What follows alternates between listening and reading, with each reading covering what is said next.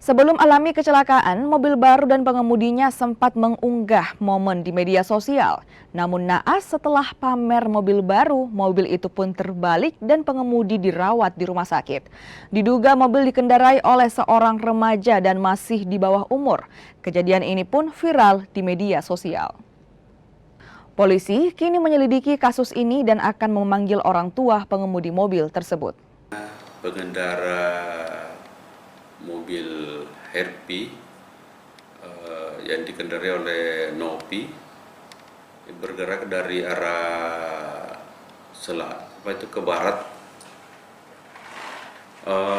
Pengemudi atas nama Nopi umur 14 tahun, sementara belajar untuk mengendarai, terus didampingi kedua temannya karena tidak dapat menguasai kendaraannya sehingga oleng terbalik